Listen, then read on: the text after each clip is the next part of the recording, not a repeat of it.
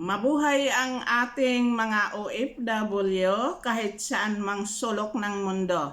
Mabuhay tayong lahat.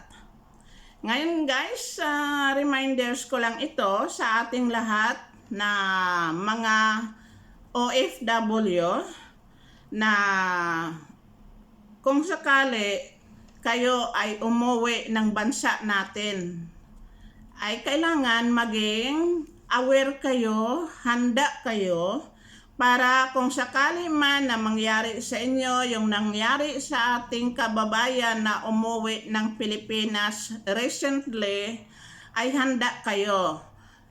Halimbawa, naharangin kayo sa inyong pagpasok sa ating bansa.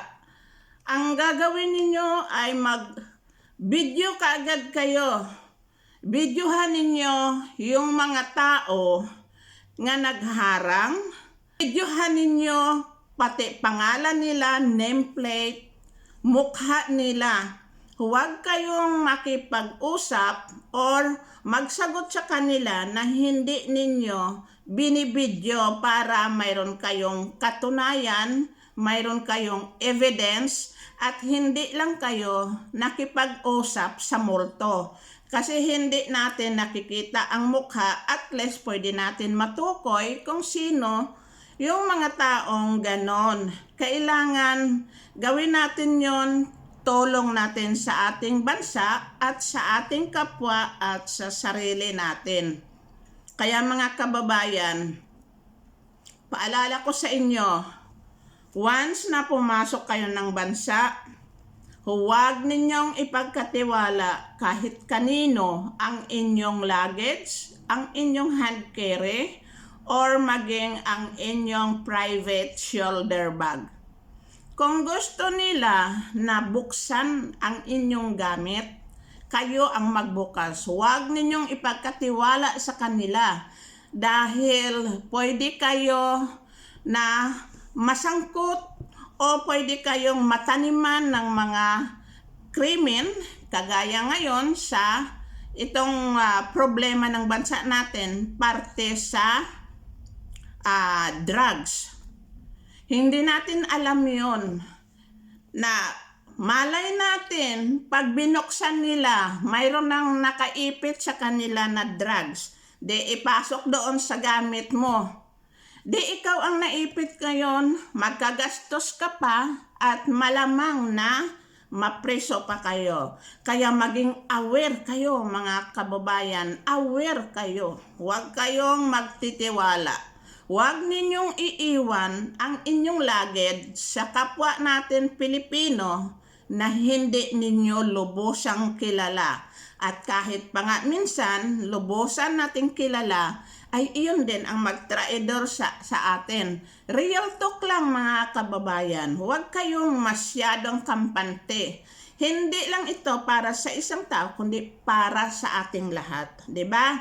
So, ayun ang aking suggestion sa inyo para maprotektahan ninyo ang inyong sarili at hindi kayo mapirahan.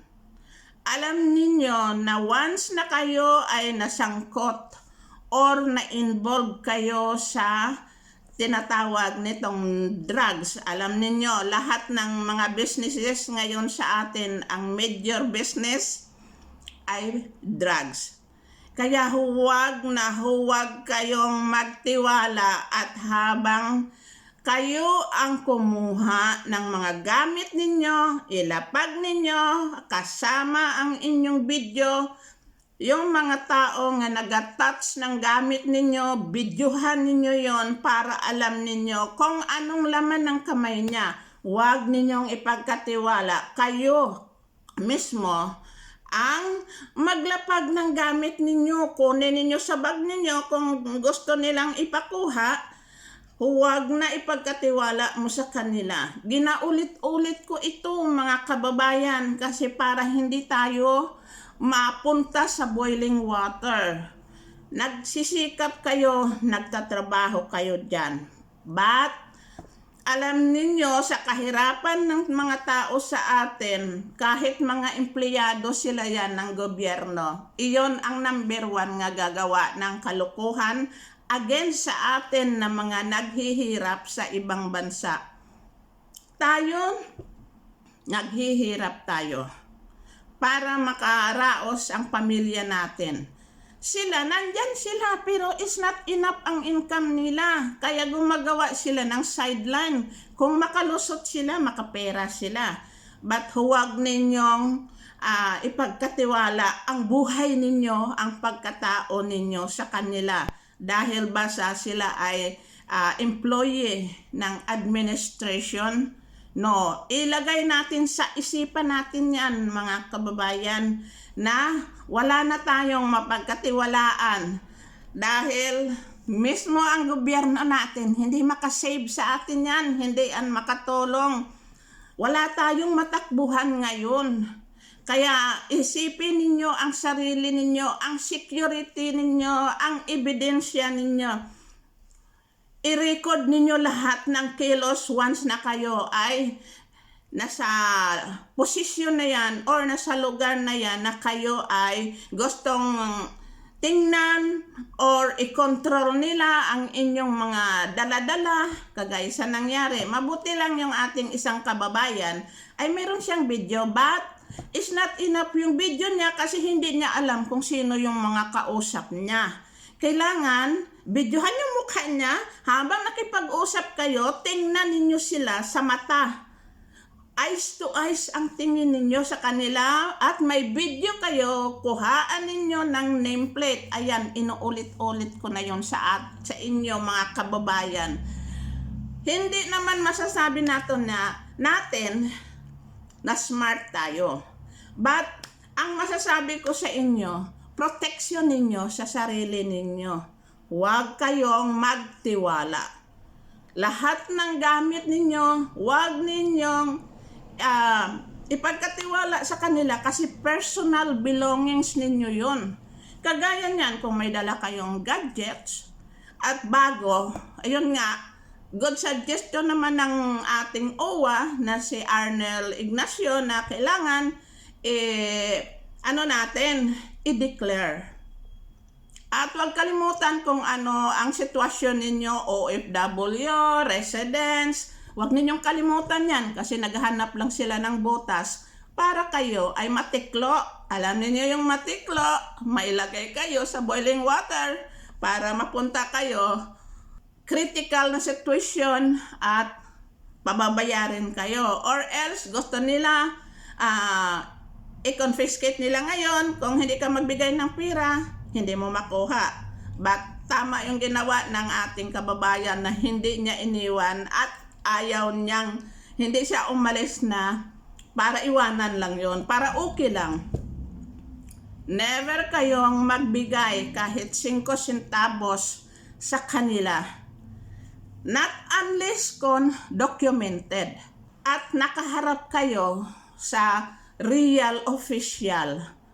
At kailangan always covered with video para mayroon kayong evidence, may mag-depend sa inyo. At huwag ninyong ibigay ang inyong mga cellphone na yan na ginabidyo ninyo.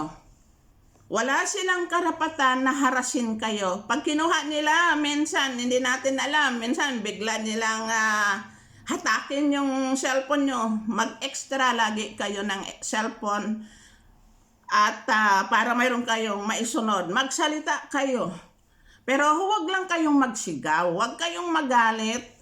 Magsalita lang kayo ng tama, kalmado, huwag kayong matakot. As long na maganda ang inyong mga layunin at ang inyong ginagawa. Sana itong sinasabi ko sa inyo mga kaibigan, magising kayo at may makuha kayo kahit papaano sa aking sinasabi. Okay, kung halimbawa nga mayroon kayong nakuha, nabigyan kayo ng kaunting information, pwedeng pakishare naman itong video natin para mayroong makaka-relate naman, malalaman nila kung ano ang kanilang gagawin. Always huwag ipagkatiwala ang sarili. Ang sarili ninyo, that is your personal property. lahat ng gamit ninyo, buhay ninyo is considered your personal property. Okay mga kababayan, hanggang dito na lang and see you in my next video. Bye-bye!